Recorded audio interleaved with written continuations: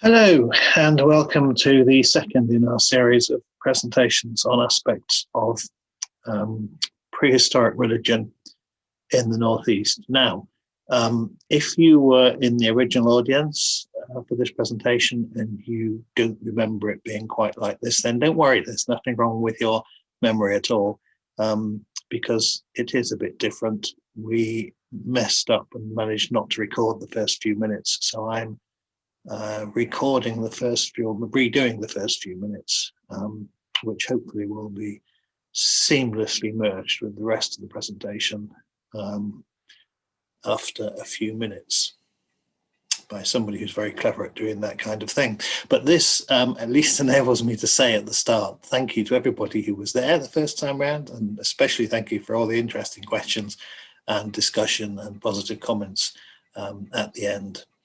And if you're watching it again, I hope you enjoy it again. And if you're watching it for the first time, then obviously I hope you enjoy it as well. The basic idea is to follow on from the excellent introduction to rock art that we had from Aaron Watson last week by focusing much more on our area, the rock art of our area. And the title, Cups and Rings and Other Things, it's a title I've used before. I couldn't think of another one, but it's there for a reason, because we can't study rock art on its own. That would be really, really stupid. We mustn't do that. We've always got to look at it in context. So the Cups and Rings and Other Things, we'll touch on that during the course of this presentation, that we really must not look at rock art in isolation. This is a joint effort by myself and Kate Sharpe. Kate very kindly sent me a number of her excellent PowerPoint presentations, and I nicked a whole load of pictures and ideas from them and merged them into this one. And Kate will chip in on a few occasions and will deal with all the questions at the end. So what we're going to do is, first of all, we're going to look at some key contributions. Very, very briefly point you in the direction of some things that you might like to follow up and look at yourself. Then we're going to look at some key sites in our region, whole variety of different sites that have rock art, and what we might learn from them, including a few which have seen field work. And then we'll look at 3 places where I hope that this project can do some field work over the next year or two. And then, because I know this is what everybody wants to know, what does it all mean? Well, as we said in the bump for this lecture, we're not going to tell you because we don't know. I certainly don't know, but we'll point you perhaps in some directions to ways in which we might start to think about rock art to try and make some progress in what it all means. So, come on, machine. Come on. Please. There we are. Some key contributions. On a personal level, just very quickly to say that I first became aware of rock art before I took up archaeology, before I switched to archaeology when I was at Durham doing a geography degree. And we went to stay at what was then the Cheviot Field Centre and Museum in Wooler. And I picked up this leaflet and I looked at it and I thought, is this for real? What are these weird carvings on rock? Why would anybody do that? And I still got the leaflet now. I was, I suppose, kind of transfixed at that time. And a little bit later, in a secondhand bookshop, in the days when we used to go looking around secondhand bookshops and not just buy everything on the internet, I found this fantastic book by J.Y. Simpson, Archaic Sculpturings, Cups and Circles, etc. And that kind of set me off. And I've dabbled a lot in rock art ever since. Obviously, I've done a lot of other things. My career's taken me to do different directions, but rock art's always been kind of my favorite thing. And I really hope we can make some progress as part of this project. I moved to Northumberland in 1992 and soon became aware of the work of the brilliant George Tate. I often start lectures with quotes from George Tate and indeed end them with quotes from George Tate. His obituary there, I mean, if you had an obituary that said, a man without ambition, happy in public esteem, and imbued with a love for his own native district, having no claim upon it for rank, wealth, or power, He was content to live in it all his life and to devote himself to the illustration of its history. That's just lovely. But with regard to rock art, he published a paper and it was later published as a book, published in 1865, which is a crucial piece of work in the history of rock art in Northumberland. But also in this article in 1853, he said, the wide distribution and notwithstanding differences in detail, their family resemblance prove that they had a common origin and indicate a symbolical meaning representing some popular thought. And though I cannot spell the rude lettering, I fancy, since they are associated with the last remains of Celtic heroes and sages, they tell of the faith and hope of the Aboriginal inhabitants of Britain. Not sure how much more we can say than that now, but we'll see where we get to. Shortly after George Tate, there's a beautiful book, huge, great big book, published, funded by the Duke of Northumberland, with text written by John Collingwood Bruce, much better known for his Roman archaeology, and it included a number of these beautiful illustrations. It's really interesting to compare these with modern, not just photographs, but all sorts of fancy ways in which we take images of these things now.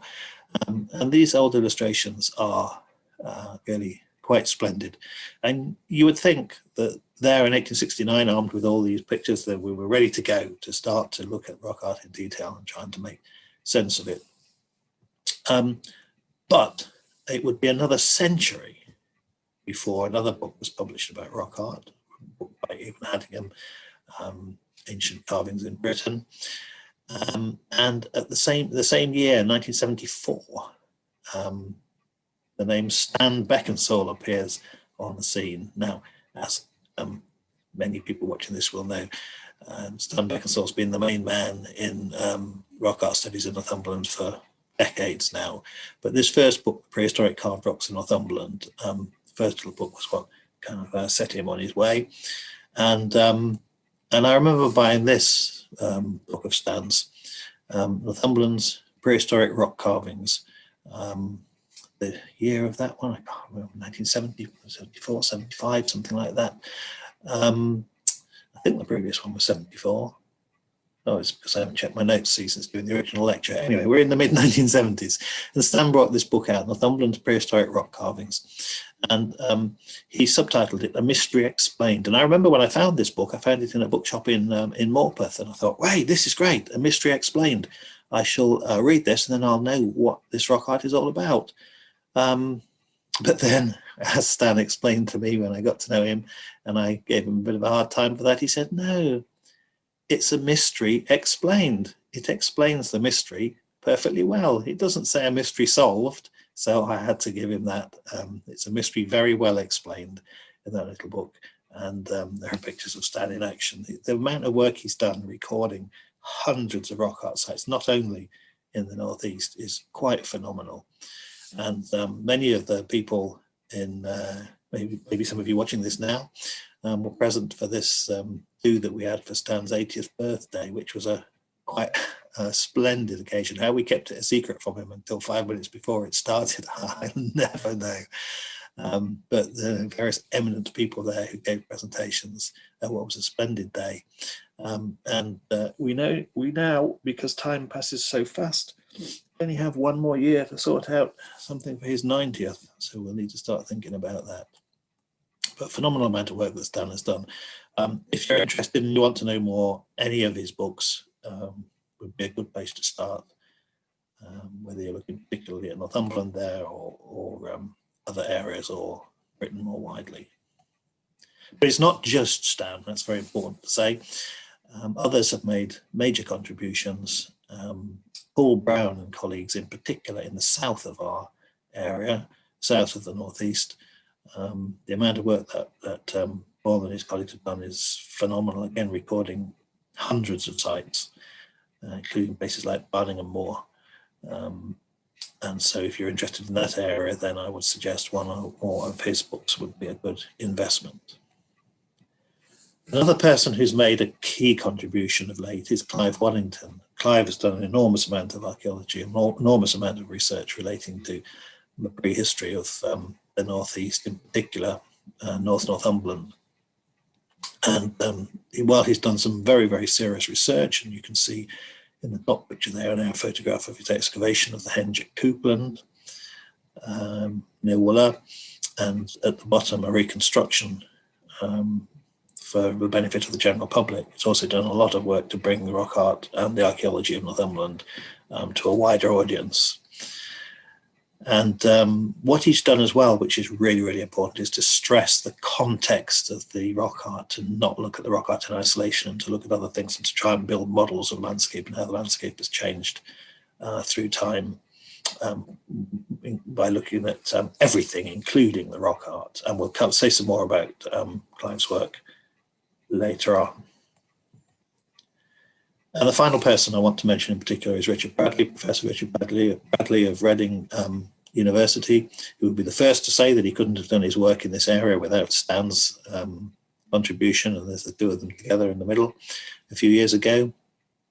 And again, if you're serious about wanting to find out more about rock art, then I would recommend that you have a read of one or more of Richard's books or papers on the subject.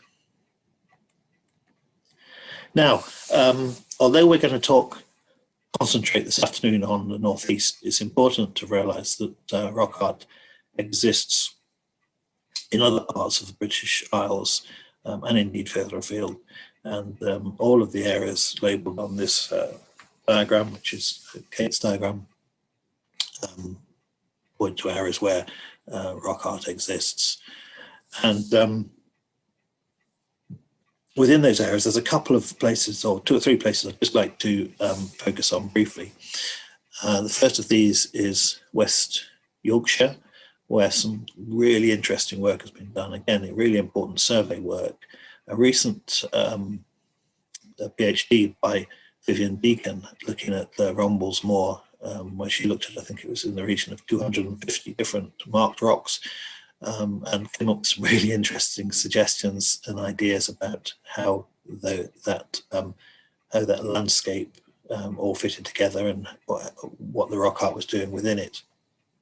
And also within the same area, Stanbury Hill, some small-scale excavations of rock art sites. And there haven't been anywhere near enough excavations of rock art sites yet. And again, I hope this is something we can do a little bit of work with as part of this project.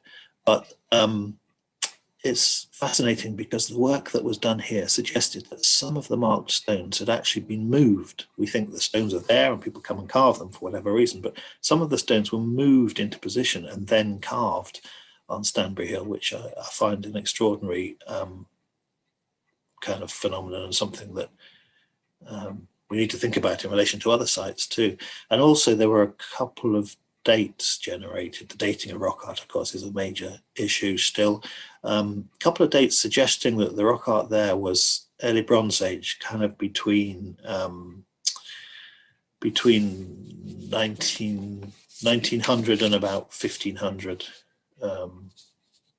BC, I think, maybe 1800, 1700 BC, which is perhaps a little bit later than what many people would think it might have been. But the dates were not directly associated with the rock art, so we can't be 100% certain that is correct. But it's one example where there are dates associated with rock art, and we need to do more work and get more such information. Another place where field work has been done recently is up in Argyll, and Aaron touched on this last week. An animate landscape. That's a really interesting idea. The idea that landscapes were seen as animate and stones were seen as animate. We'll touch on that again a bit later as well.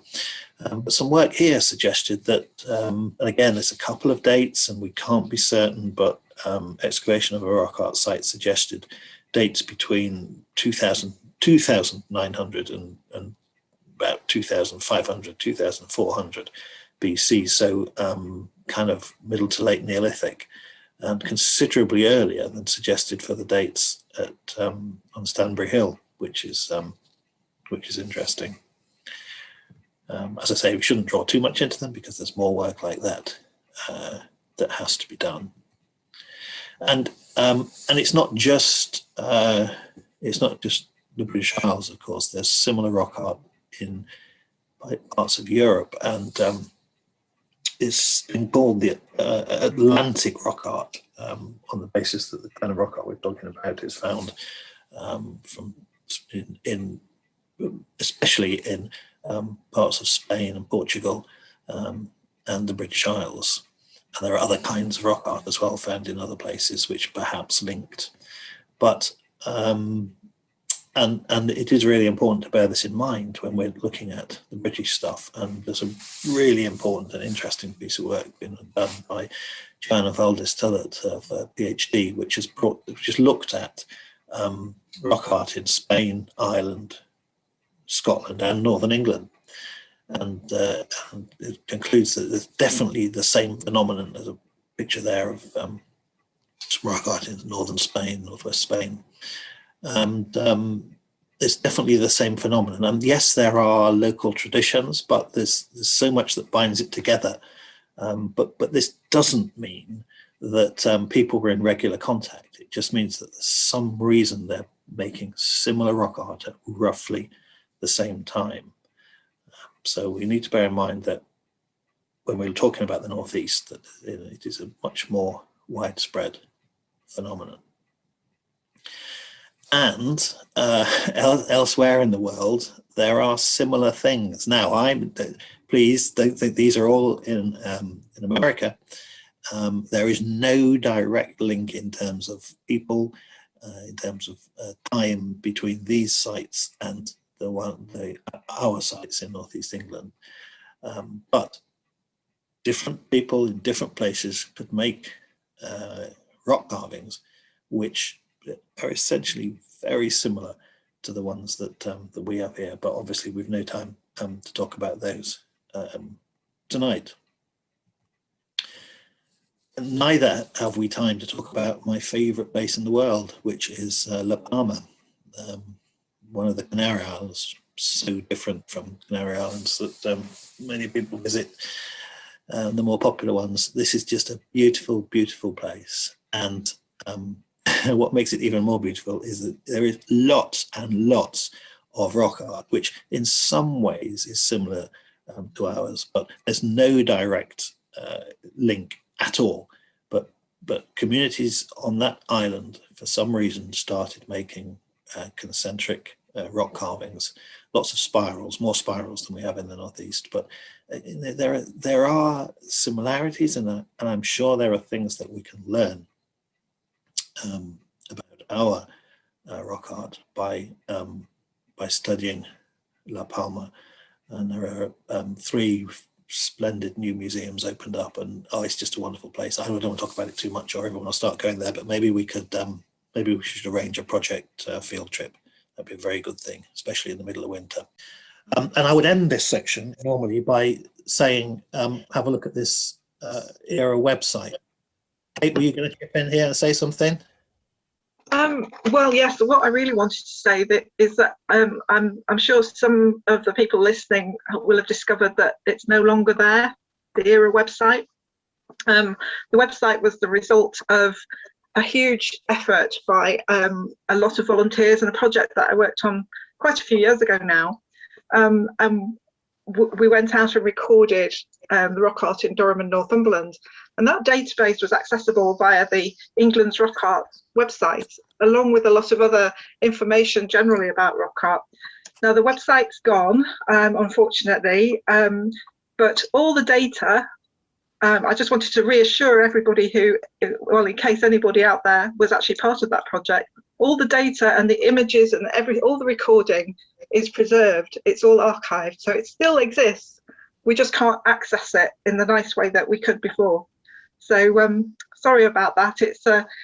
It was all down to the security of the website in the end. It was hosted by Archaeology Data Service in York, and every time they did an update with their security, we lost a bit of the website. So in the end, they felt the best thing was to take it down. So I'm sorry, everybody out there who was a fan of Era, but it's gone but not forgotten. It's still there, but deeper.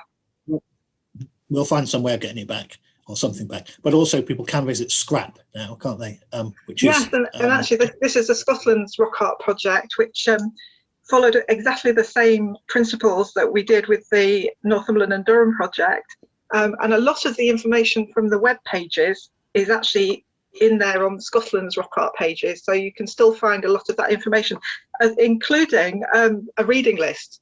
So people interested in a reading list might like to have a look at the Scotland's rock art side. Okay, so go there to find out more. Right, just about on time, part 2, some key sites. Now, this is one of Kate's slides, and it shows how we understand the rock art in our area may have developed over time. Now, this is overly simplistic. We know it's oversimplistic, but it helps to bear this in mind when we're trying to make sense of it all. But an initial tradition, we don't know when we really don't know when it started in the Neolithic. On open air sites. Later on, there are carvings on monuments, standing stones. And later in the Bronze Age, in the early Bronze Age, Chalcolithic, Copper Age, early Bronze Age, these carvings seem to be almost exclusively linked with burials. So let's have a look at some sites in our area to using that basic structure to familiarise ourselves with them. I know that many of you will already be familiar with these. Starting with art in the landscape, it doesn't really matter where these are. I'm not going to name them all. I would really like at this point just to shut up and show you maybe a dozen beautiful photographs. I said it on the screen thanks to Brian Kirk, because a lot of these photographs are his, and they're absolutely brilliant. All the best photographs are his, the others probably are mine or somebody else's, maybe yours, Kate, I don't know. But this is done law, but I mean, you know, it doesn't really matter. It's just to give you a flavour. The map on the left, which is from one of Stan's publications, which I've coloured in with all the main sites with red squares around them. Now, you'll see that the main arc of those sites in Northumberland is on the Fell Sandstone Ridge, which curves between the Cheviot Hills and the North Sea coast. It's strange that they should all be concentrated around there, and you know, there are lots of them. All the main sites that you'll see referred to time and time again in the literature, from Wrightington and Broom Ridge, which is A up in the north, down to Lorna Shore, which is J in the south, both of which we'll talk about a little bit more later. And on the right, there's a couple of sites there, beautiful, fantastic landscape looking across towards the Cheviot Hills. Well, as I say, there's no point starting talking about them individually. You can see the basic motif there on the bottom right, the cup and ring mark, the central cup, a series of rings, sometimes one, sometimes more than one, and usually a gap through, either a gap in the rings or a duct from the centre to the outside. And there's some more. You can see at the top left there that the clearest of those cup and ring marks has 3 cups from the centre, grooves from the centre to the outside. All sorts of variations on that basic theme. And don't worry, at the end we will get to meaning and we'll make some suggestions as to what that might be all about. But we mustn't think we've got it all by any means. We know that sites have been destroyed, and every so often we get some surprises and new sites turn up. Kate, a few words again?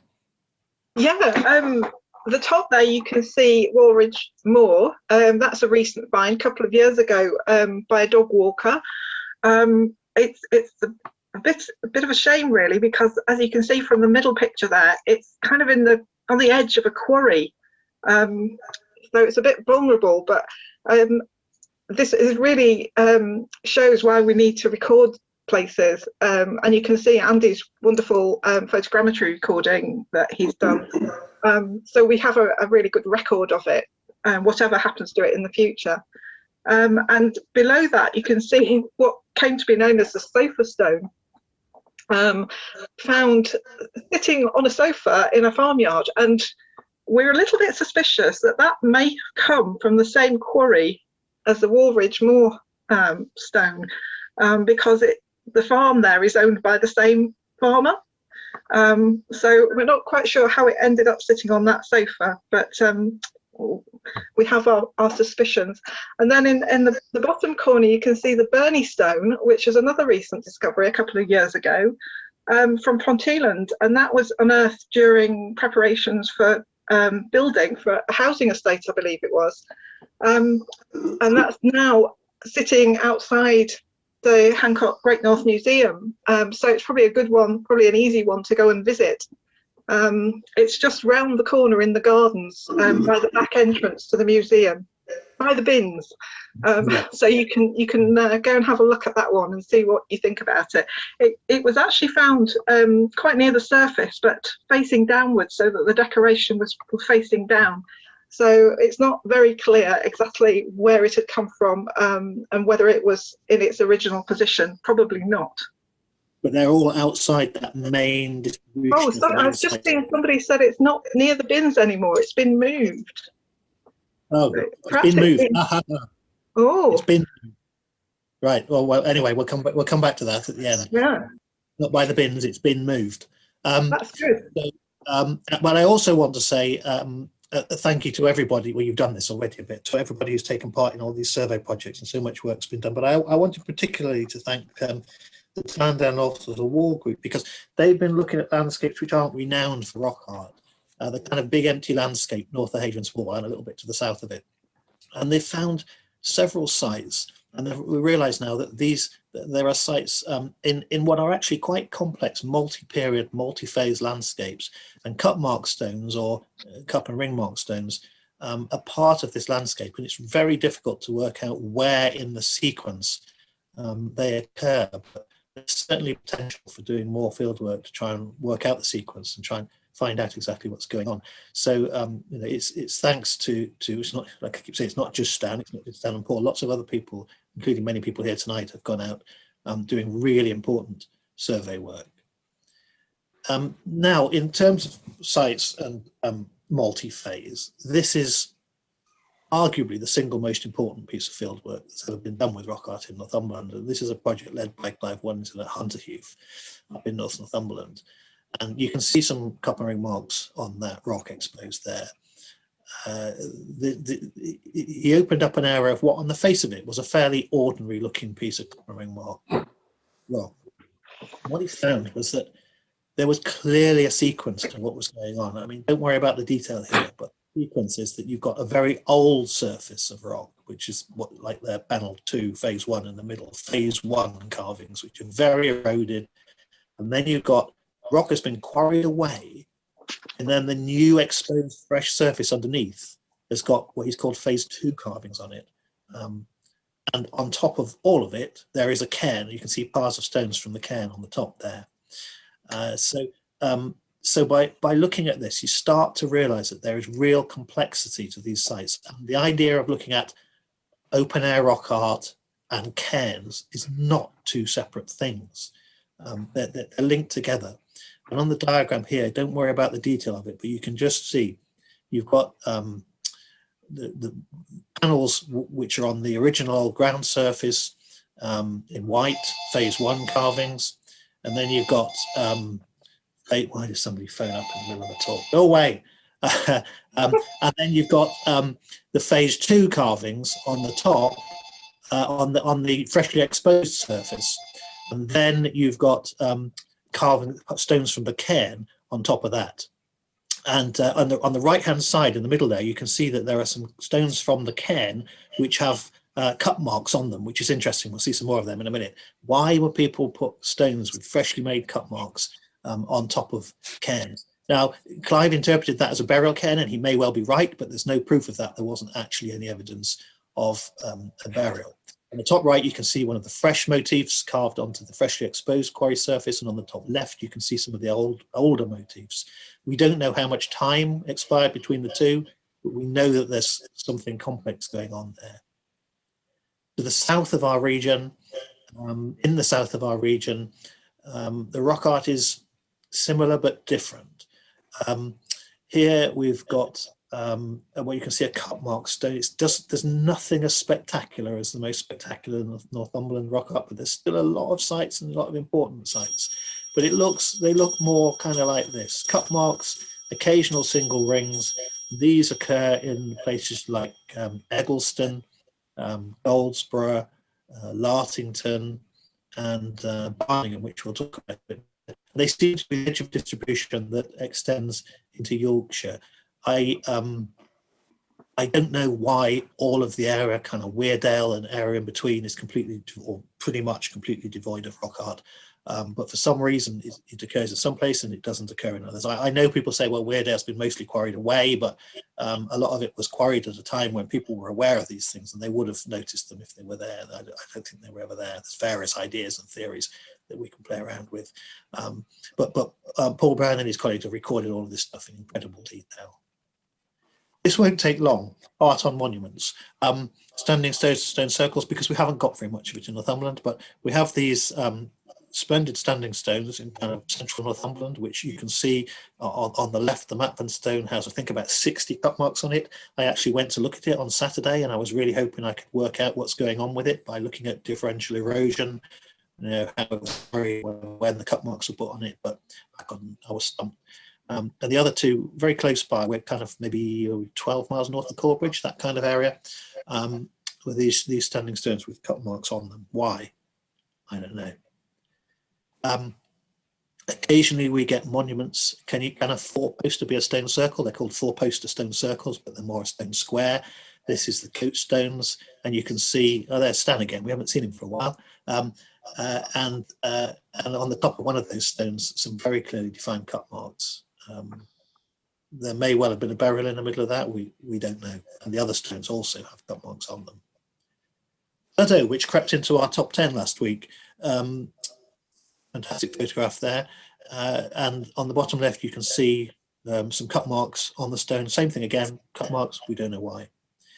And on the right-hand side is an extraordinary stone, which is now outside the little visitor centre at Ingram in the Green Valley, where and that was found approximately 10 feet down in a gravel quarry.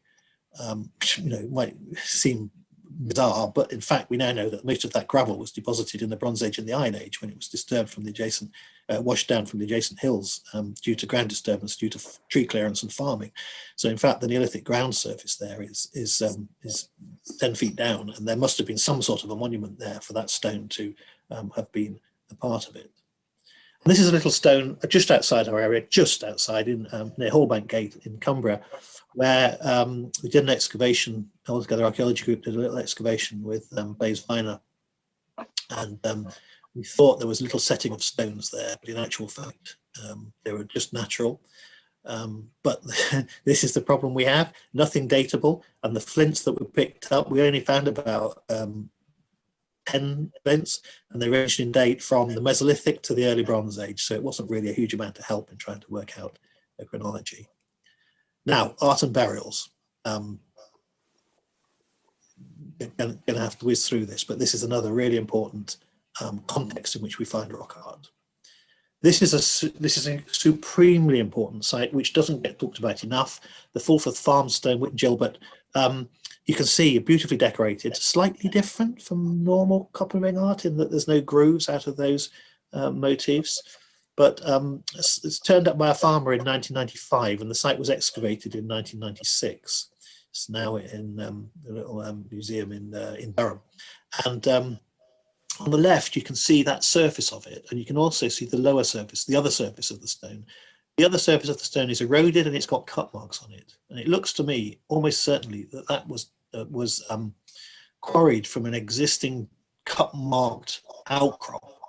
And then all those fresh, you can see on the image how fresh they are, the peck marks, it looks as though it was done yesterday. That was then put over that kist that you can see in the top right there. And there wasn't a burial found in it, but there was a radiocarbon date. If you believe that that rock art was made at the same time as the kist, and if you believe that the charcoal from the kist dates the kist and the burial, which is not unreasonable, then that is the only scientifically dated piece of rock art that we have from the northeast. and the date is around about 2100 BC. So what we would call a Chalcolithic or a very early Bronze Age date. And there were other bits of rock art in that found in that excavation, and also a lovely little Neolithic axe, which should have been, which is hundreds of years older than that. So there's something very strange going on there.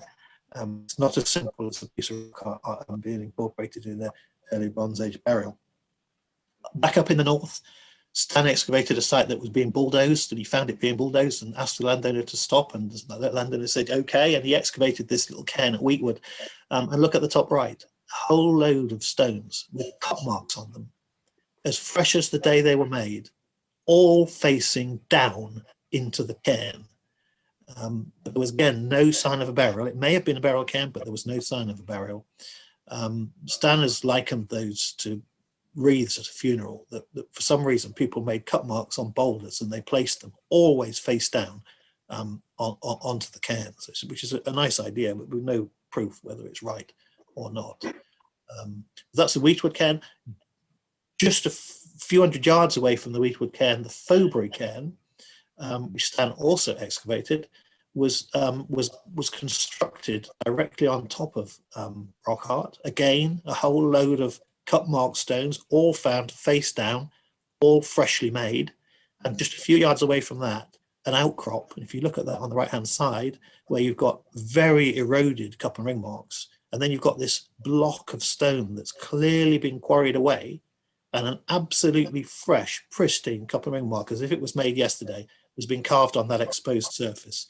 There's something odd going on there, which is to do with quarrying decorated rock and then remarking the surface when that piece of decorated rock has been taken away. All very intriguing, but again, no burial and no date for the cairn. And not forgetting the southeast corner of our area, Cleveland area. Those sorts of things in the top left picture will now look very familiar. Another cairn excavated with several, can't remember how many, 20 something, I think, little boulders with cut marks on. The one in the middle, found by Steve Sherlock at in a floor of a Roman period house, but clearly been reused. The bottom left, Hinderwell Beacon, had 150 of those cut mark stones in it, and another 150 stones with different markings on them. And on the right hand side, this so-called Wasset, which is what it's called because nobody knew what it was, when that was abandoned as kind of timber circle around 2100, 2200 BC, I think. There's burials there, and again, loads of these cut mark stones incorporated on the top. It's excavated by Blaise Viner back, I think, in the 1980s. So a whole range of different things, and sometimes you just notice when you're out walking a stone with cut marks on it. And I saw this and thought, whoa, that's interesting. And then I found out that somebody had recorded it before, but that doesn't matter. That's St. Oswald's at Heavenfield up on Adrian's Wall. And you can see at the bottom of the picture on the left, that's where the stone is. It's just lying there. It's got cut marks on it. You know, that's a lovely sight for those of you that know. I'm sure you all know it. Full place. Maybe there was something prehistoric there long before the church was built. So part 3, we're still kind of on time. 3 places where we might do field work. Now, when we set this project up, which David will agree with me, seems a long time ago now before various delays, we said we would do field work linked to rock art landscapes, clearly not just rock art landscapes, places in which rock art exists as part of more complex landscapes where we've got a chance to maybe find out something about it. And also that we would look at burial cairns, Bronze Age burial cairns. And I think now probably we're going to combine those and look at places which have got both. So very quickly, Lawdenshire in central Northumberland, Routing Lynn in North Northumberland, and Barningham Moor in the south. Start with Lawdenshire.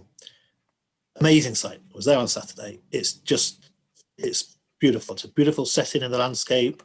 And this main rock at Lawdenshire, which is Stan's drawing up on the top right, you'll see on Stan's drawing, by the way, look on the right-hand side how it's been quarried. That stone has been massively quarried away. It must originally have been humongous and could have been 3-4 times as big as what's still there now. We just don't know. We may be able to work that out by doing excavation, I don't know. But the thing about Lawdenshire is, if you look at the motifs in relation to the rock art surface, those are not put on the rock as you would draw on a piece of paper. Those are all placed on the rock in a very close, intimate relationship with the natural surface of the rock. I hope you can see that on that picture. You need to really go there to appreciate that. Those motifs are embellishing the rock surface. They're adding to the natural surface. They're not being plonked on top of it in some kind of way that's nothing to do with the original rock surface. We'll talk about that a bit more shortly. At the top there, at the highest point on the rock, there are some motifs which, well, they're natural. They're natural cut marks, and that's important, I think. Aaron, I don't know if you're there tonight, but I nicked that off your website last night. Thank you very much, because it just made the point so perfectly. I knew you wouldn't mind. So you can see some of the cup and ring marks there on the rock. It worryingly is, I think, eroding in the middle quite fast, which is of concern. But at the top of the rock there, you can see these natural, and on the highest point on the rock, you've got these natural erosion, which I think is definitely significant, because we often argue today, is it natural or is it artificial? But I think people in the Neolithic, they wouldn't have made that distinction. They would have seen it as somehow relating to the ancestors. So so that's the main rock at Lawdenshire, but there's also lots of other rock art. That's the so-called horseshoe rock on the top left, which on the top right image, you can see the main rock on the horizon, and there's a lot going on there. There's a cairn on top of that stone, and there's other stones there. And then at the bottom left, you might just be able to see a cup and ring mark. They're eroding away. I don't know how much longer they're going to be there for, some of those motifs. And on the right, you've got this area of exposed white sheets of rock with these very curious arrangements of cut marks on. So the point is, at Lawdenshire, you've got a very complex landscape, and that survey that's been done by the Royal Commission, now English Heritage, each blue dot is what they call a simple bit of rock art, and each dark blue or black dot is a complex piece of rock art, and there's a lot of it, and we can see it in relation to the wider archaeological landscape, and that's why that's an area, I think, which is one where we could do some really interesting work. All the landowners for these areas are keen as well. Not only have they given us permission, they're actually keen. They want us to do it. And on the right, there's another little couple of ring mark with a cairn above it. So that's Lawdenshire. Now then, Routing Linn. Most of you will be familiar with Routing Linn. Remember what I said about Lawdenshire and the natural erosion on the highest point of the rock? There is a drone image of Routing Linn, which Richard Carlton took when I was out there with him. We were doing some survey work on the adjacent farm, massive area at Boddington North, and we looked at every rock, and we couldn't find any rock art at all, although there's been a lot of quarrying. But right next door is Routing Linn, the most fabulous of all rock art sites, with the waterfall right next to it. And we must always remember that the natural landscape is very important when we're trying to understand where these things, or why these things are where they are. And there's a couple of images, well, no, it's not a couple, is there? There's 3 images of rock art, again, taken with the drone. Look at the quarrying. It's remarkably similar, like Lawdenshire. Again, quarrying has taken out large areas. We don't know how much of that quarrying is prehistoric and how much of it relates more to more recent activities. Clearly a mixture. It should be possible to work out what's going on. But again, look at the bottom right image. Look at some of those motifs. They are actively eroding away, and it's a bit worrying. And we need to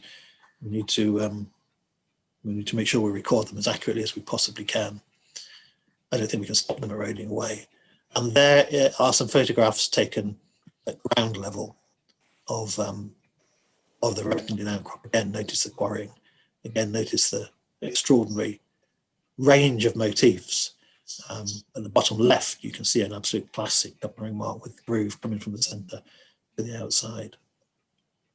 Now, we must remember, this slide is just to remind me to say we can study the rock, and we can study the distribution of motifs over the rock, and we can study the chronology of those motifs, and we can study the chronology of Routing Linn in the wider landscape. And the map at the top right, which is that survey was from Elizabeth Shee Twig in the 1980s, and on the top right, one of Richard Bradley's books showing the relationship between the main rock art outcrops and the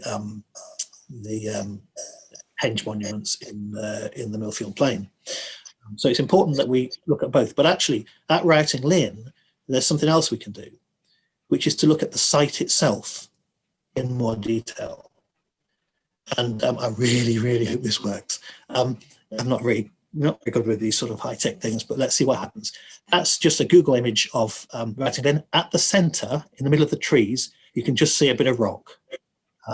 That is the decorated rock at Routing Linn. Now, some of you who've worked with me on LiDAR projects of late will know that sometimes we can do magic and we can see through trees, and we can see the ground through trees. And what I did, I looked at DTM LiDAR for this, and I just produced some DTM LiDAR, and I'm about, if it works, to show you that exact same area with DTM LiDAR with the trees stripped away. So keep your eye on the little bit of rock at the centre. 1, 2, 3. Go back again.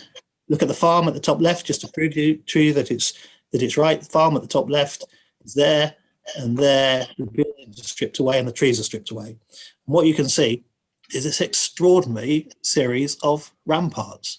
Now, everybody's always explained those as an Iron Age hill fort, but I don't think they work as an Iron Age hill fort. They just don't. And we need to go and survey those and see whether, in fact, what's going on there with the waterfall, those ramparts, the burial cairn nearby, and the decorated rock is part of some kind of sequence that all goes together. Should we do it again, just because it's fun to watch? There's the Google image, and there's the exact same area with the trees stripped away. Magic. That's a close-up. I'm not going to start talking about it, but you know, they didn't look like that. I need hill fort ramparts to me. And finally, Barningham Moor down in the south, because the whole point of this belief in the Northeast project is that we look at the whole of the Northeast. We don't just pick and choose areas we want to focus on. So down in the south, there are some nice examples like that. And these are some of Paul Brown's drawings from one of his books, super drawings, showing the range of motifs on Barningham Moor. I think Paul's book says, might be updated now, but I think he says there's 139 carved rocks on Barningham Moor, of which these are examples. Not as spectacular as the Northumberland stuff again, but still, you know, very interesting and with an interesting distribution through the landscape. And there are some examples of some of them. There's nice cup and ring at the bottom left, some concentric circles on the right-hand side, and what may have been a standing decoration on it at the top left. But also at Barningham, there is potential for looking at other things in that same landscape. Howard Allen, a cairn excavated 1897-ish, something like that. And you might be able to see in the two pictures at the bottom, cut mark stones in the wall, because several cut mark stones were found again. Same thing, cut mark stones in the structure of a cairn, later built into the wall. So, there's a real complexity of landscape on on Barningham Moor that I think it would be well worth our while taking some time looking at. Okay, well, more or less still on time. Got about 10 or 15 minutes. What does it all mean? Which is possibly why most of you have tuned in this evening. I told you, I'm not going to tell you. But when I told you that this presentation, I nicked a whole load of slides from Kate lectures that Kate had given, and one of them, when I was looking through them, I was quite shocked to think, oh my God, blimey, that's me, and oh, what have I said? And she put some quotes on from me on one of her slides, and I thought, okay, I read them, and I thought, well, they're all right, I'll just leave them. The symbolism is clearly complex and must relate fundamentally to the belief systems of the people who designed and employed it. Okay, to fully comprehend their meaning and explain this using present-day language would probably be impossible, even if a Neolithic person were here to try and explain them to us. And then I added for this presentation, but despite this, we can still have fun thinking about them. And that was apparently 2004 when I wrote that. A lot of what I'm going to say now is kind of building on those ideas. Even if we knew, even if I was right, even if I had a guess and I was right about what a symbol meant, I could never know that I was right, which sounds a bit negative, but I don't mean it to be. Right, we'll start this discussion by visiting Fylingdales. Now, that's nothing to do with this talk. It's just to show that you all know where I'm talking about. Fylingdales Moor in North East Yorkshire. We're just going outside of our region, just briefly.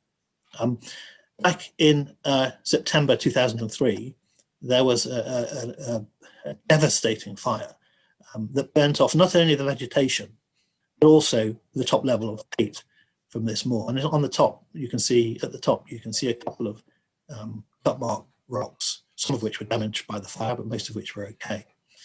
And it was extraordinary. We went there and you could walk around, and but the landscape is black and the stones are all white. And we were picking up lithics off the floor. And a brilliant piece of survey work was done, led by Blaise Weiner, who recorded all of that archaeology. And while we were walking around that, I noticed that, which apparently hadn't been noticed by the people doing the survey. And I think there's an issue here. When you're looking for circular things, you only find circular things. But I saw that and I thought, goodness me, that's extraordinary. What is going on there? You can see the ground burnt away all the way around it. So I was the first person to see that in probably 4,000 years. And we discussed burying it, put some stones over it, and we thought, no one else will see it. It won't matter. Just leave it be, and it'll get recorded by the survey. And a few days later, I was intrigued to receive this image by email because I believe a local school teacher who didn't quite get the importance of archaeology being done properly had also seen it and had decided to dig it out. And what an extraordinary piece of stone it is. At the top left is the bit that I saw, and there's the bit that was then exposed. As a result of that, there was a little excavation, not of the whole site, but part of it. And you can see at the top right, there's also a stone there with some cut marks on it and a groove around the edge. And at the bottom is a model of this stone made from a laser scan. And it's an extraordinary thing. But when I was there on site, I'd been asked to write a paper about the links between research and conservation on rock art sites, and I thought, oh, this would be a fantastic site to write about. And I was told, no, we don't think that would be appropriate because the publicity is in our hands. That's not, I hasten to add, not by Blaise Weiner, who's in charge of the excavation, who I have enormous respect for. That was by member of the Heritage Police who were there in charge of the project. I mentioned no names, but anyway, I was quite surprised on the day of the winter solstice, December the 21st, 2004, to see the front page of the Times. That's that stone. Yes, it is. Was this Britain's first wall hanging? Oh dear, I thought. Turn to page 5. Turn to page 5. Archaeologists who found the metre-wide slab of sandstone half buried in the ash believe that its distinctive markings could depict a mountainscape with fields and a house in the foreground. It suggests for the first time that people were as intellectually aware of their surroundings, possibly more so, I might add, as we are today, and made efforts to depict it. Who knows? This could once have been hanging on the wall of a Bronze Age farmer. I could go on, but I won't. How annoying. George Tate would be fuming if he saw that. What an absolutely ridiculous interpretation of an extraordinarily interesting piece of stone. While I was putting this presentation together, I also came across this on the internet. Now, somebody has done an enormous amount of work interpreting that stone as some kind of lunar calendar. And I'm sorry, but I just don't think that's right either. I mean, it might be, I don't know, but there are some interesting observations there. But I'm sorry, I just can't believe it. I don't think that's right. So there are ways, I think, of getting meaning wrong. This is Kate's slide, in which she forms that the word art derives from the Latin ars, which could lead to some interesting discussion. And her cartoon there, which I still don't know whether that's two Neolithic people talking about rock art or two modern day archaeologists discussing rock art. But anyway, the important thing is a statement that art is the product or process. Now, it may well be, I think, that the making of these coupling marks is just as important, if not more so, than what's actually left behind, which is an interesting approach. Another of Kate's slides making the point that there's a whole range of different rock art sites, you know, from simple motifs, simple designs to complex designs, and from almost invisible at ground level through to highly visible anywhere anywhere on that grid. A motif could be found. So it almost certainly isn't all, well, it isn't all about the same thing. It isn't made at the same time. It isn't all about the same. It isn't all for the same meaning. And Kate also discusses possible purposes of rock art, which are really important. But this idea that space can become place. The rock art could be about controlling or marking particular routeways in the landscape, which I know Paul Brown is particularly keen on a lot of the stuff that he's worked on in the south of our region, and I'm sure he's probably right. And the idea that they could mark spiritual places, and some of the spirituality of those places could be taken with the rock art if they're moved and included within monuments. But of course, those things aren't mutually exclusive. There could be bits of them relevant to different things, different sites at different times.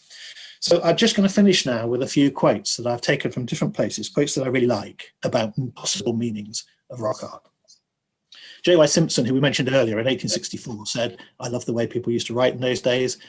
It is surely better frankly to own that we know not what these markings mean, and possibly may never know it, rather than wander off into that vague mystification and conjecture which, in former days, often brought discredit on the whole study of archaeology. Much more recently, Colin Burgess, only Neolithic communities knew why they were scribed. We can only guess."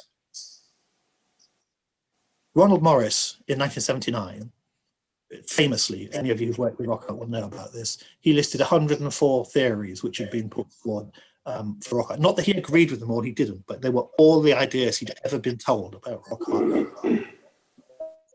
art. Meant. And one of my favourites there is Powpats linked to cattle worship, which he gave 2 points. And my absolute favourite, which is so wrong on so many levels, marks of sexual prowess. The chief made a cup and ring to celebrate each female conquest he made. And to be fair to Ronald, he gave that 0. But there's a whole range of different ideas which have been suggested.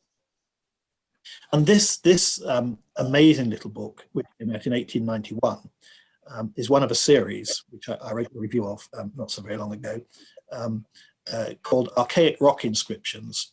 And it's one of a series, a nature worship and mystical series. And you can see some of the other titles in the series there, and you might think that archaic rock inscriptions would not be appropriate, but actually it is, and it's really well written, and I thoroughly recommend you have a look at it. And it says many of the archaic rock markings bore most probably a religious character. Most probably this religion was phallic, but then to say the worship of creative and regenerative forces of nature, which I think is quite possibly not far wide of the mark. Also in 1891, hang on, what's gone wrong? Also in 1891 is this quote by Stéphane Mallarmé, French symbolist poet, which I saw in an exhibition in Edinburgh a few years ago. It's some beautiful artwork, symbolist artwork. And but what really caught my attention was this quote in big letters up on the wall. "To name an object is to suppress 3/4 of the pleasure. Our dream should be to suggest in order to reveal the underlying feeling." Now, you might think, what's that got to do with rock art? But that's setting us on the way that I think that we should be thinking about it. This is one of my favourite books about rock art from 1980. It's written not by an archaeologist, but by a photographer. And it's a beautiful book. And 3 quotes that I've taken from it, I could have put more. "There is no proof that a given symbol has a specific significance. Our guesses only become more sophisticated and perhaps more satisfying." Followed by "Symbols imply without specifying exactly. They refer to an innate or intuitive knowledge without formulating and thus limiting a concept. The symbol, by its powers of evocation, can serve as a synthesizer. It can exist outside time, representing an abstract reality which can be comprehended intuitively but never objectively expressed." And then another one about poetic wisdom and ordering responses to the world, metaphysics of myth, symbol and metaphor, which I like all of that. It doesn't tell us what it means, but it's possibly moving in the direction, in the right direction. This one you might think is a very odd one to include in a talk like this, but I've recently become aware of this Japanese concept of ma. And again, this is just a way of which we need to bear in mind, I think. looking at that there are other ways of thinking, other ways of approaching this subject, these motifs. Japanese conceptions of space and spatiality differ fundamentally from those of the Western world. Rigid boundaries and concrete definitions can be wholly inappropriate to the appreciation of a concept. And there's a quote there from a Japanese designer: "Ma is the beauty revealed by the divine. Without Ma, a design can become static, emotionless, and thus unappealing to the audience." And that picture at the bottom, which is a beautiful picture, 16th century landscape painting. You ask most Westerns what they can see there, they'll say some trees. You ask a Japanese person, they'll say, well, a lot of space and some trees in it. And it's the space that's important. And there's a lovely poem there, 4th century BC. It's the last line of a poem. We work with the substantial, but the emptiness is what we use. And an example for it would be, we spend a lot of time making nice pots, but it's the empty space in the middle of the pot that makes it useful. The space between notes in music, all these kinds of. Maybe we need to look at the space between, not just concentrate on motifs, that motif, that motif. Look at the context within which they occur. And the last two or three now. We all use the term living rock, but probably if I was to tell you that I think the rock is actually alive, you just probably switch off and think that's enough now. I don't need to hear any more of this. But my point isn't that I think rock is alive, and it's not that I expect you to think that rock is alive. The point is that people 4,000 or 5,000 years ago may well have thought that that spirits existed within the rock. And this is a couple of quotes from Andrew Jones's work, from his book about Kilmartin. Many designs meander between fissures and other irregularities on the rock surface, binding motif to rock. Rather than thinking of the rock being carved on the rock, it is perhaps more appropriate to think of the rock art being carved with the rock. Close analysis of the behavior of the rock art carvers suggests then that rocks are themselves treated as equal entities in the carving process, potentially as animate entities. Now, I think that's really important, and it's definitely moving in the right direction. Kind of linked to it is this idea here, which is a quote that I only found last week from John Robb at Cambridge University.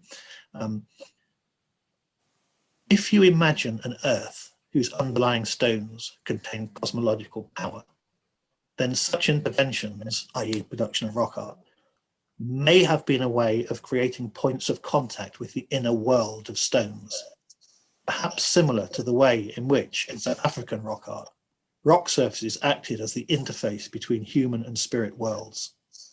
If so, petroglyphs acted not as a picture on a wall, I won't refer to any previous slides, not as a picture on a wall, but as electrical sockets and circuits, points of access to a hidden network of power. I like that. And I think, again, it's possibly the way that we should be thinking about this rock art. We can learn a lot from Australian Aboriginal culture. We kind of realise that, I think, increasingly these days. But the quote that's up there at the top of that, at the top of the screen, which I can't read because of the way my screen is messing about. In the art of the Walberi, the circle is the locus out of which the dreaming emerges and finally returns. The circle and the line provide a kind of spatial and conceptual model linking the dream time with the present. Now, from Chris Tilley in 1994. Now, I'm not saying that people in Neolithic Northumberland thought of their landscape, their cosmos in the same way as Australian Aboriginals do, but there's definitely some scope to think about the Australian Aboriginal way of being, and to think that that may have some relevance into what's going on here. And those are modern Aboriginal pictures. And finally, I read in the early 90s a book by Jane Young called Signs from the Ancestors, Zuni Cultural Symbolism and Perceptions of Rock Art, Zuni in the Southwest United States. And they carve spirals. Until recent times, still do, I think, carve spirals. And when she asked people what the spiral meant, she says that, there's the quote, "The spiral figure has a number of related meanings. The most frequent interpretation was journey in search of the center." Now, obviously, The motif on the left is a spiral, a Zuni spiral. The motif on the right is a couple of ring mark from routing Lynn. I would suggest that the basic symbolism could be interpreted as being similar in both. You have a central point and you have an access from the outside to the inside or from the inside to the outside. It's the same with the couple of ring mark.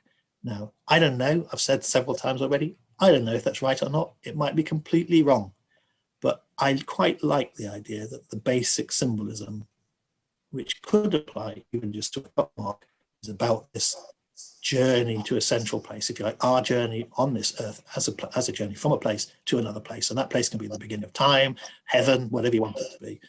But as I say, it's only a thought. And all the other things I've said are equally and perhaps more relevant than that. In the final slide, we go back to George Tate because there is nowhere else really to leave this subject other than with him. He uses the term emblems of eternity. When I eventually write my book about rock art, it's going to be called Emblems of Eternity because I love that. In 1864, he said, "Those who are not content unless every mystery is fully explained may feel dissatisfied that after all the labour and research bestowed on the inscribed rocks, we cannot read them off as from a lettered book. Before, however, more definite results can be arrived at, further investigations must be made." That's where I propose to leave it tonight. So thank you very much for listening. And Kate, have we got any questions? Hi, yes, Paul, we've got a couple. I'll work backwards, shall I? The most recent one, interpretations, and I'm wondering if this is referring back to the Morris interpretations, the 104, seem to be very masculine, and they could just as easily be feminine. I think I'd have to agree with that. That's why I said this is wrong on so many levels. Yep. when I read it out. It's a nonsense. But it shows how people were thinking about these things in the 1970s. That's the real reason why I put it up there. And Ronald Morris, to be fair, he actually said, there's a lovely quote that goes with it about what he thought about some of them. But he basically recorded all the ideas that he'd been told, however daft he thought they were, and then he gave them points from 1 to 10. And it's just an interesting list to look at to see how people were thinking about the subject in those days, I think. No doubt people working on this in 50 years' time will look at what we're saying and think the same sorts of things. I bet they'll still end with that quote from George Tate. A couple of people picked up on the Stoke Brow stone, the Fylingdale stone, yes. Likening it to Orkney and yeah. Putting butterflies, and we had one question wondering if there were similarities in the geology. The geology between? I think between Orkney and Fylingdales. I don't know, that Fylingdale stone is so odd, but I mean, the trouble is, if only we could investigate. Is that stone, Paul? I wasn't sure. Is that stone the same geology as the moor, or is it a different geology? I should know that, and I don't. No, but, I don't either. But I think that the point is that the rest of that monument, if it were possible to excavate the rest of that monument, there could be 50 decorated stones in it. There could be another 3 or 4. We know. As far as I know, is it not millstone grit on that moor? Which would be very different. I'm sure if I go and read the excavation report, somebody's probably tapping now telling you what stone it is, but I can't remember. I mean, it looks like sandstone of some kind. I think it's sandstone, and the Orkney, it's like a shale, a slate, isn't it? It's sort of schisty. Yeah. So because it splits quite easily. What else have we got? Has anybody considered coating the rocks to protect them from erosion? Yes, it has been looked at. It has been looked at, but I'm not sure that anybody's really come up with anything that would work. The danger is that as soon as you start slapping chemicals on things, it can do more damage than good unless you're really sure you know what you're doing. I have a view, which is that these things, so we talk about emblems of eternity, but I mean, they're not going to last forever. Whatever we do, they're not going to last forever. we need to record them as best we can, have a sensible policy about maybe we bury some, maybe we expose some, maybe we put some in museums. Just there has to be some kind of overall approach to it.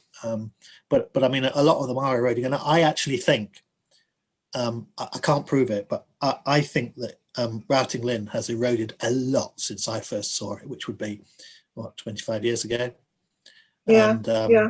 And that ties into another question. Is it possible to tell natural erosion from rock art? And I mean, I can take this if you like. I would say, to be perfectly honest, in many cases, no.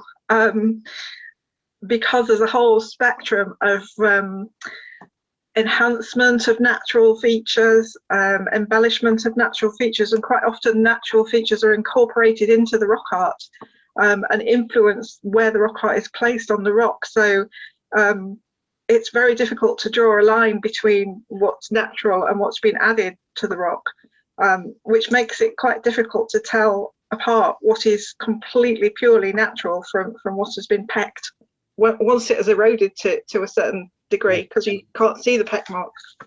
But my point would be, think back to the vertical image of Lord and Shore main rock and the vertical image of Routing Linn, and the highest point of both of those rocks have these really old gnarled and I'm convinced completely natural cut marks in them. Now, would somebody visiting that rock 3,000 years ago know that that was a process of geology over thousands of years? Absolutely not, and that's exactly my point, because you know, they would have come across a natural features like that in the landscape and perhaps interpreted it as old rock art.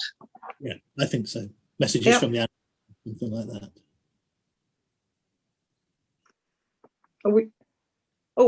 There's been a couple of responses about the Orkney geology, but they've disappeared off my screen. So. Okay. Oh, well, we might have to try and deal with them separately later then. I don't know. I can't see them.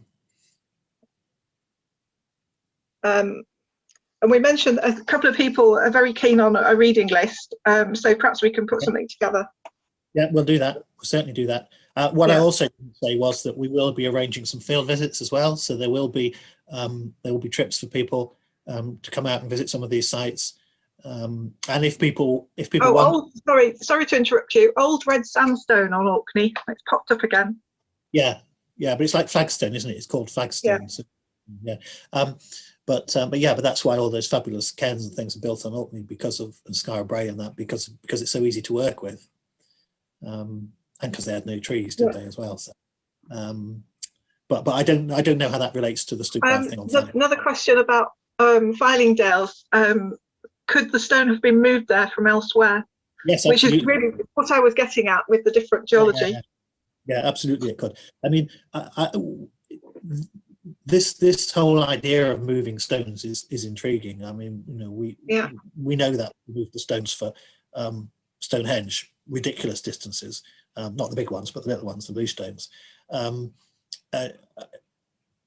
a later lecture in this series, I'm going to talk about Long Meg, which I know is just outside our region. But I thought you were going to get through this one without mentioning Long Meg.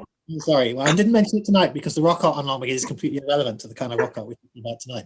But you know, there's a question where those stones came from as well. And the idea of moving stones around the landscape, I think, is something that's really intriguing. Although we can't necessarily prove it unless we've got a really alien kind of stone that's very different from what you would naturally find in an area. But it can happen locally. You can move stone maybe, you know, I don't know, half a mile to incorporate something else, or you can be bringing stones in from a long way away. Somebody just suggested glacial erratics as well. Yeah. Well, I mean, the general assumption for the Long Meg stones, sorry, I mentioned it again, is that they are glacial erratics brought from the Lake District and dumped nearby, and that may well be right. In fact, it probably is right. But then people used to think that about the Stonehenge blue stones as well. So we shouldn't necessarily assume. We know that people did move stones around, and we know on that Stanbury Hill site, which was, to my mind, the most intriguing thing about that little excavations there, that they were moving stones up onto the top of the moor and then carving them, whereas I had always assumed they were carving the stones that were just lying around on the moor, wherever. But clearly it was important to have stones in particular places, or sufficiently important that they had to drag the stones in from elsewhere. Paul, somebody has been waiting for a mention of the Brighton stone. Right? Sorry, wait, what? Somebody's been waiting for you to mention the Brighton stone. Brighton stone? Yeah. Which one's the Brighton stone? Does that mean anything to you? No, which one's the Brighton stone? I don't know. I don't know. Maybe it's something with a different name. I can't think what the Brighton stone is. No, it's disappeared off my screen again now. So, and another question about rock art being close to settlements. Yeah, but where's the settlement? Do we have any examples? In a way, this leads on to I think the whole issue of settlement, the whole issue of the chronology of rock art. I'm convinced that I don't know when it started, but I know when it ended. When we get to the Middle Bronze Age and we start to get an intensification of settlement with permanent farms, even quite high up in the hills in some places, and fields, that's when rock art stops. Rock art isn't being made after that time, making one or two exceptions, but it's not being used. So, so when you find cut marks in close relation to these little Bronze Age field systems and settlements, it doesn't mean they go with them at all. It could be from an earlier phase, and it may well be that a lot of the settlement through the Neolithic and even into the early Bronze Age was still seasonal. People were still moving around. Certainly we've got some idea from Clive's work up at Millfield where the settlements were on the lower ground, on the gravel terraces. But the rock art is not found at the settlements. No, it's more likely on ground that was perhaps used for grazing. So people were perhaps up there seasonally in the summer with beasts on the higher ground, and that's when a lot of the rock art was made. It doesn't tell you why it was made, but it provides a context for why people are in those places. There's certainly no evidence I'm aware of for people living close to any of the big the well-known rock outcrops. We're getting a flurry of questions now, Paul. So I said last week, when we were saying that there's a load of questions that we can't deal with. I'm perfectly happy to basically set up to do another evening specifically designed at answering the question. Do you want? Well, the Brighton stone was Greenside. We're going to cut off at about 9, so I don't know what David thinks, but we potentially still got 10 minutes to go. Yeah.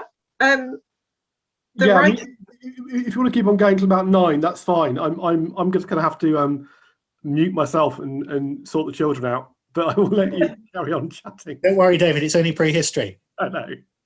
You'll know it all anyway. Okay, Paul. So the Brighton stone was from Greenside, and it's the one in the Great North Museum. I'm remembering it a little bit now. No, if you remember it, you can talk about it. But I can't remember anything about it particularly, but it rings a bell. But if you don't know, and would you like to say something about Ketley? Somebody has asked. The rock shelter. The question was the Ketley stone, but I think that's probably the rock shelter. Rock shelter that I showed early on when I was showing some examples. Yeah, well, the Ketley it's a beautiful example of copper ring marks in a very unusual setting, in that it's in the floor of a rock shelter. Unfortunately, because it's been exposed, it is not much point in excavating it because you won't get anything off it. So we don't know whether there was any kind of context directly on top of it. But it may well be worth having a look at the surrounding area to see if we can make any sense of it. But it's in that fantastic area around Chatham Park Hill, where some of the most fabulous rock art sites are. And but it is unusual. There are other rock shelters with rock art associated with them, but nothing that I'm aware of quite like that. I know there was one that was destroyed in Coquetdale back in the last century, well, previous, but 1 century. But I'm not sure there is a lot that we can say about other than how beautiful it is and what a fantastic setting it is. It's interesting to compare the erosion on it, isn't it? Because I know quite a bit of it was covered over when Stan first recorded it, and that you can really see the difference between the eroded bit and the preserved bit. Yeah. This is an interesting one. Do you think there's any connection with the Star Car pendant? You know, the beautiful little pendant that they found at Star Car. What's the date of that? It's Mesolithic, I believe. I don't know. It's not typical cup and rings decoration, but there was a talk that was on at the same time, which was about cup and ring mark rocks. Oh, right. Hello. Right. But sorry. Oh, that idea of we weren't meant to hear that. I don't think. Sorry, I thought no. somebody was offering information then about about this site. No. I don't know. I mean, it's also interesting that Vivian Deacon was suggesting in that recent thesis I talked about that some of the rock art could be Mesolithic. The date still really is up for grabs. I mean, it seems crazy to say that now, but it could be. And this is why I want this project to do fieldwork at a few of our key sites to see whether we can start to answer some of these questions about chronology. Never mind meaning, we can argue about that, discuss that for as long as we want, but chronology is still, I think, up for grabs. Even those the main rocks, even the main rocks in Northumberland that we've looked at, I couldn't tell you. Well, I'm convinced they're Neolithic, but I couldn't tell you when in the Neolithic that they were actually. We've got to remember as well that they weren't necessarily all just done at the same time, so that the motifs might have accumulated over a long period as well. So, and I go back to that slide of yours, which said process or product. It's the process, it's the carving of them. I've always thought this for years, but I can't find any real kind of serious argument to build on it. But I think it's the process, I think it's the doing that really matters. Think back to what Aaron was saying last week about the use of quartz and the visual, the sound as well, the sound and the vision of making rock art. We've also got a query about the tools, so this might be a good point to mention that. You know, what do you think the tools were like that they used? Well, Stan will tell you, and he's seen more of these than most people, that wherever you can tell, they've been pecked using stone tools. So little stone hammers just tapped into the rock. So do you think that was a chisel and a hammer, or just a hammer? I don't know. It could be both in different places. Because some of the peck marks are quite large, and in other places they're very fine, aren't they? Well, I mean, it could be where both. they're preserved. We had this discussion last week about deer antler potentially being used for some of them as well. I just always assumed that hammer stones, that they could be hammer and chisel, but people have done it. Yeah, some of the more intricate designs, I suppose, most likely probably were. Oh, no, we've got 99 questions now, or at least questions and comments. I've come to the end of my list that I've managed to scribble down in the process as they flash by me. So take a risk. I'm going to click on it and see if I can. We got 100. There's probably lots of people saying bye bye.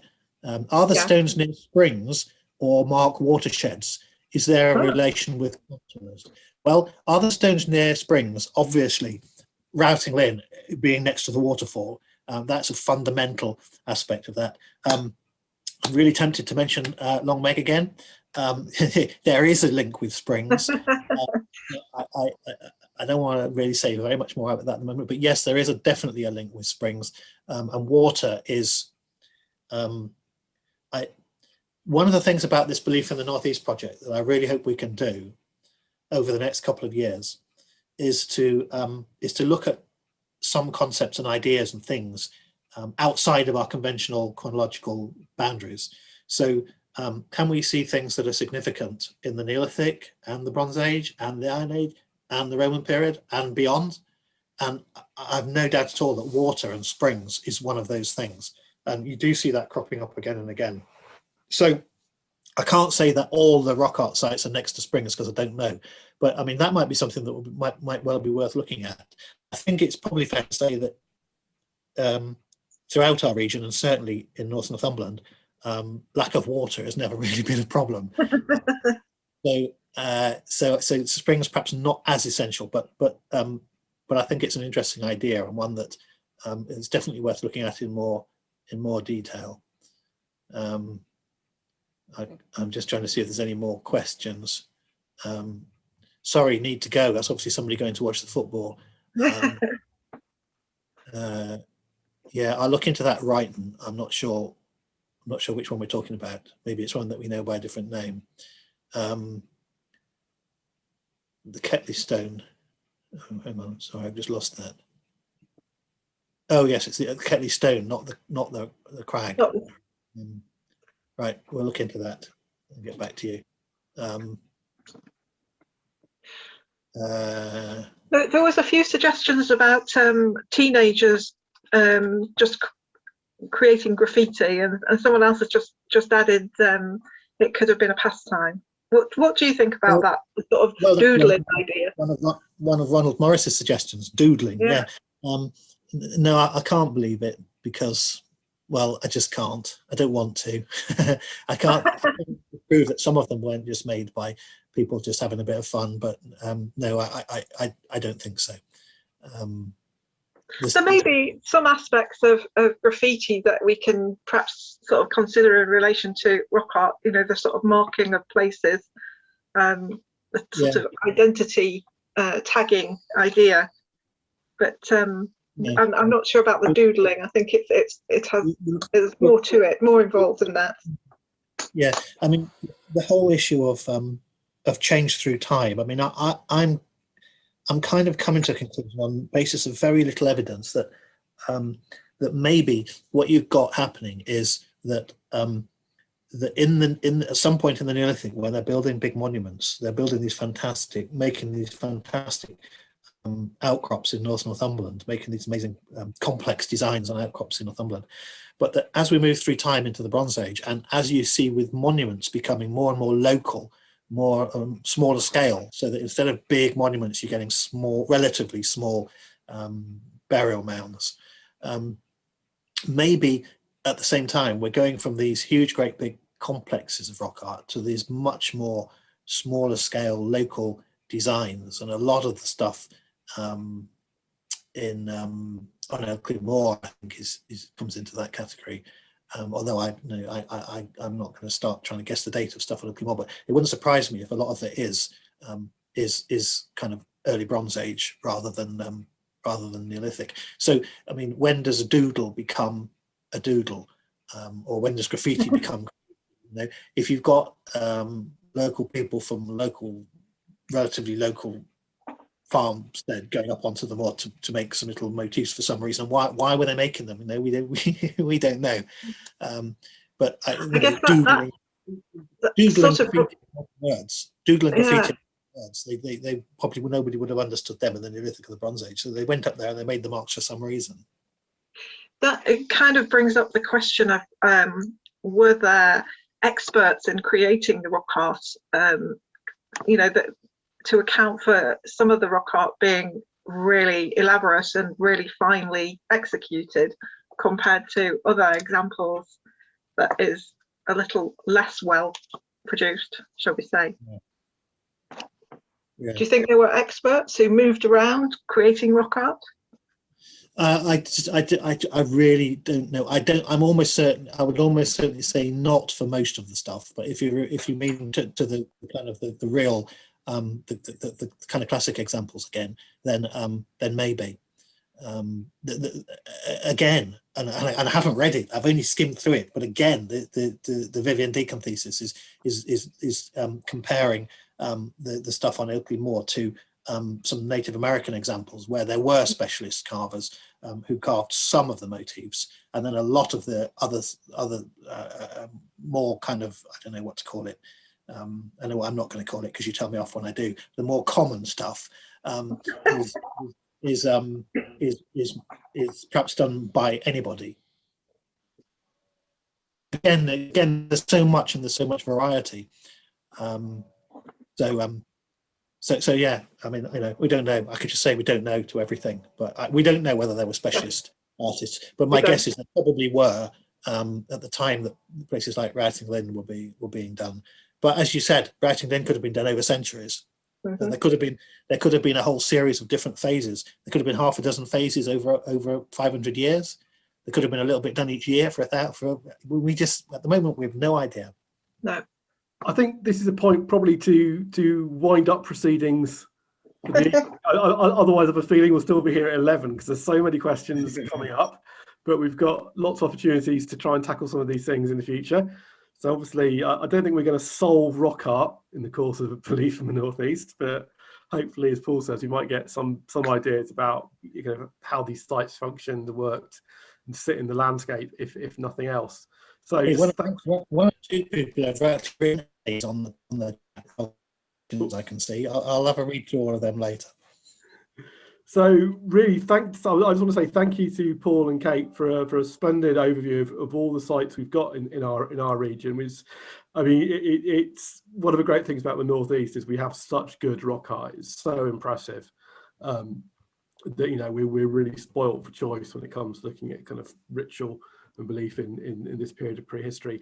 Now, next week, just trying to check. Next week's lecture is burial, Kirkhoff Bell Beaker burial, Bell Beaker burial. Yeah, Andrew Fitzpatrick. And Paul, do you want to say just one sentence about that? Well, Andrew excavated the Amesbury Archer down at Stonehenge, and the Amesbury Archer, of course, is important because it's from Stonehenge, whereas the Kirkhoff burial that he also excavated, and I was lucky enough to work with him, I have to be careful what I say because I think he's there somewhere tonight, was also extraordinary, and it's an amazing story. And I know he's going to expand on the results of the excavation to talk about the religion associated with beakers throughout our region. So I think that's one not to be missed. That's one sentence, but a very long one. And a very good one. So as usual, I'll send the Zoom link around a day or two beforehand. Thank you, everybody, very much for coming today. Thanks for those amazing questions. I have recorded this lecture. I was having real problems with my internet today, so I have missed the first little bit of the lecture being recorded, for which I apologise, but we can get Paul to give it all over again on another occasion. But we've got most of it. So thanks very much, folks. See you all soon. See you next week. Bye.